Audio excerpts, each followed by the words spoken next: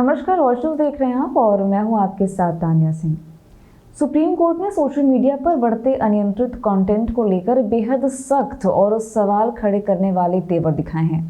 Chief justice of India यानी कि CJI Suryakant और जस्टिस जय माल्या बागची की बेंच ने खुलकर कहा कि मौजूदा सेल्फ रेगुलेशन मॉडल इस चुनौती के लिए काफ़ी नहीं है। कोर्ट का मानना है कि सोशल प्लेटफॉर्म पर फैलते आपत्तिजनक, भ्रामक और आपराधिक कंटेंट से निपटने के लिए एक स्वतंत्र, निष्पक्ष और बाहरी प्रभाव से पूरी तरह मुक्त रेगुलेटरी बॉडी की अब कड़ी ज़रूरत है। बेंच ने यह भी कहा कि जिस तरह SC/ST एक्ट को संवेदनशील मुद्दों की रक्षा के लिए बनाया गया, उसी तरह सोशल मीडिया पर कंटेंट मॉनिटरिंग के लिए भी एक मजबूत और प्रभावी ढांचा होना चाहिए। बता दें कि अदालत ने इस पर चिंता जताई कि क्या आधार नंबर को उम्र सत्यापन के लिए उपयोग किया जा सकता है ताकि वैश्विक कंटेंट के एक्सेस को नियंत्रित किया जा सके। जजों ने ये भी कहा कि आज बच्चों के हाथ में मोबाइल है और क्लिक भर में वे ऐसे कंटेंट तक पहुंच जा रहे हैं जो उनके लिए बिल्कुल भी सुरक्षित नहीं है। ये पूरी बहस उस समय शुरू हुई जब उन यूट्यूबर्स की याचिकाओं पर सुनवाई हो रही थी, जिन्होंने इंडियाज गॉट टैलेंट शो के दौरान दिव्यांगों के बारे में आपत्तिजनक टिप्पणी की थी और जिन पर दर्ज FIR को वे चुनौती दे रहे थे। कोर्ट ने ऐसी टिप्पणियों को बेहद गंभीर बताया और केंद्र सरकार से कहा कि इस तरह के मामलों में कड़े कानून की जरूरत है, खासकर तब जब दिव्यांग या कमजोर वर्ग का अपमान हो।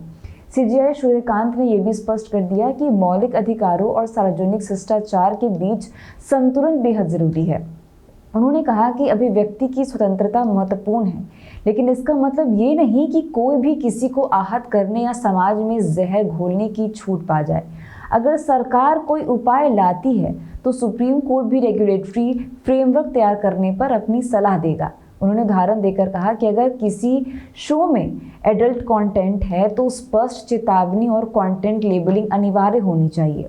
इसका उद्देश्य किसी की आवाज़ दबाना नहीं, बल्कि देखने वालों की सुरक्षा और सामाजिक जिम्मेदारी सुनिश्चित करना होना चाहिए।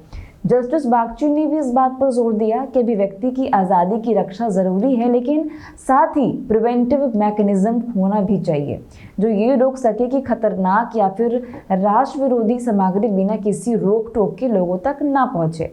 उन्होंने ये भी सवाल उठाया कि क्या केवल सेल्फ रेगुलेशन से ऐसे संवेदनशील मामलों को रोका जा सकता है।